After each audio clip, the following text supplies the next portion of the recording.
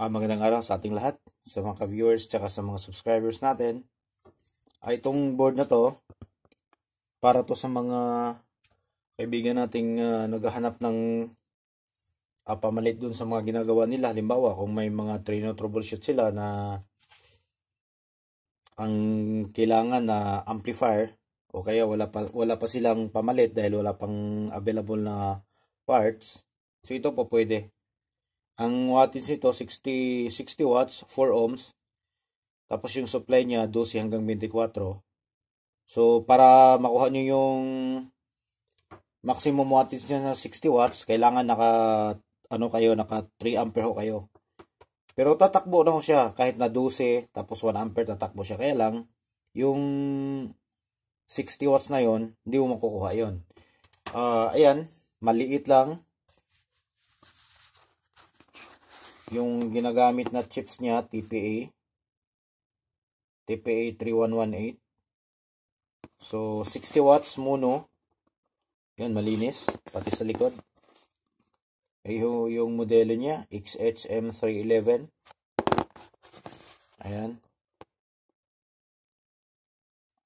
So maganda rito, maliit lang.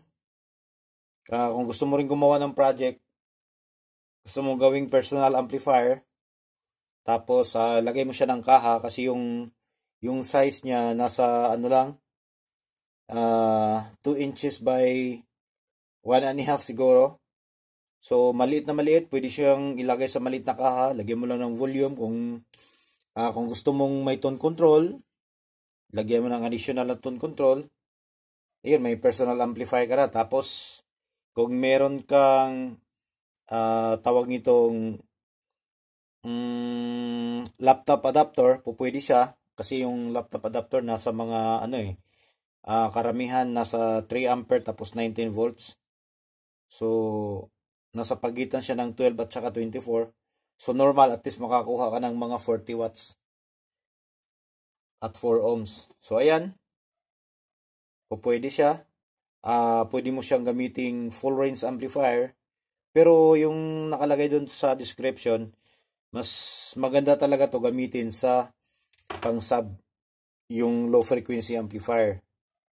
Tapos yung nakalagay doon sa sealer, yung rating nito 5 star. So gagawin natin ngayon, papakinggan natin siya full range at saka low frequency testing kung nararapat ba siya doon sa rating niya na 5 star. So susubok natin. Try natin. So ayan yung isa niya. So ayan. So pareho yan. Kinabit ko na para sigurado wala tayong loss. Tapos ayan, para mabilis. So parehong pareho. Baliktad. Ayan. So walang pinagkaiba. Parehong pareho. Ngayon tatry natin para makita natin kung paano humataw yung speaker natin sa low frequency. At syempre pakinggan na rin natin yung full range niya kung lalabas ba yung low tsaka high frequency. So pakinggan natin pagka-on kung meron siyang lagapak doon sa speaker. Yan, tingnan nyo maigi yung pag-ilaw ng amplifier. So ayan, meron siya, kakaunti lang, hindi siya malakas. So hindi ka matatakot na kalaunan masisira yung speaker mo kasi yung DC voltage niya napakalit lang. Mahina lang ho. So ngayon tatry natin. Try natin sa full range.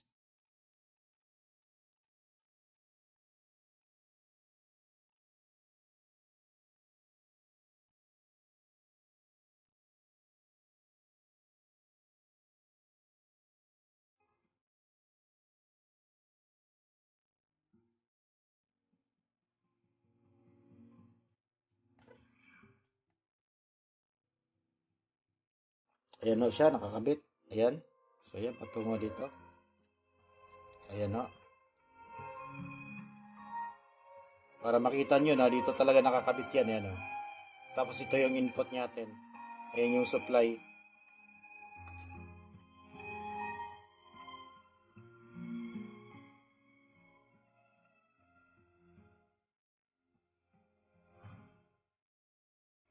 Speak softly, love, and hold me warm against your heart. So ayan, malinaw, malinis. I feel your words, the tender trembling moments though.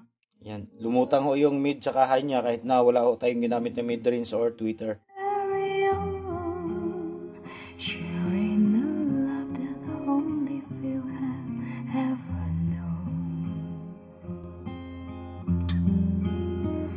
Wine-colored days warm like the sun.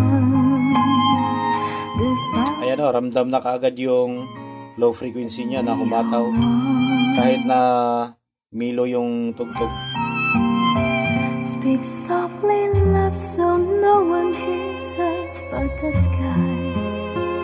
The vows of love we make will live until we die. So ayan po, pwede siya. Pwede siyang full range. So ayan, sa murang halaga, meron na kayong 60 watts. Yung price lang naman ito ng mga nasa mga 135 lang. Pero yung mga naka 5 star,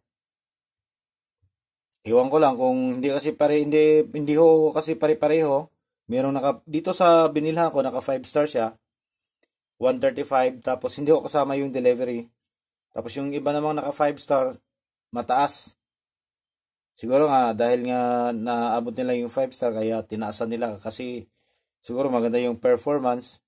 Pero ano lang naman, tsamba-tsambahan lang din pag nakabili tayo online. Tapos tsamba-tsambahan din sa mga sealer, merong mura, merong mahal. So yan po, pwede siyang pang full range. So tatatry naman natin sa low frequency.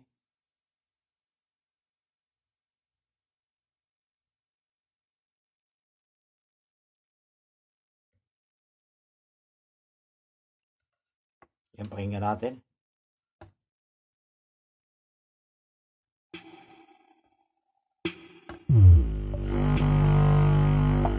Yan, malakas.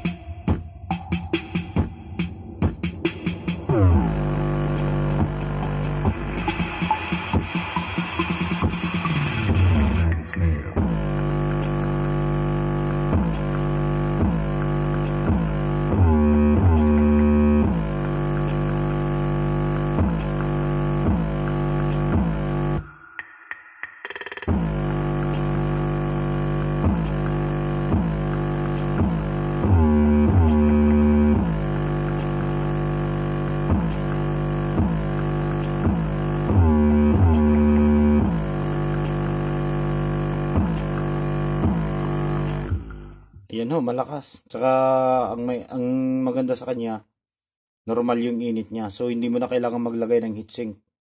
Kahit na pang matagal ang gamit, sa palagay ko, normal pa rin siya. Basta yung ventilation niya maganda lang. Tsaka kapag binibuilt-in nyo naman, nasa loob ng box, pang sub, wala hong problema dahil nagpo-produce naman ng hangin yung speaker eh. So yun na yung pinaka-cooler niya.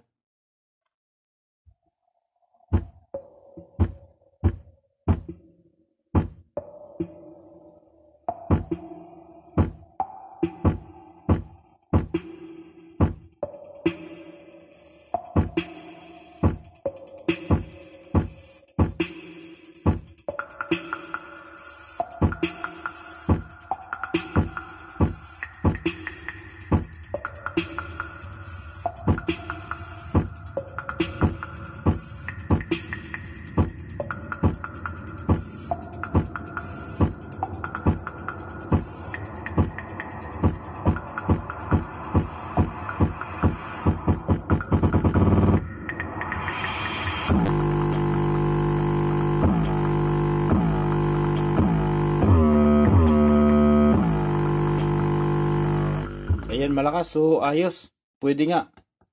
Yung rating niya na 5 star po, pwede. Payag ako doon na 5 star nga. So, ayan. Kung kursunada nyo, marami ho online. Mga ganito. Kaya lang yun lang sinasabi ko, sambahan lang.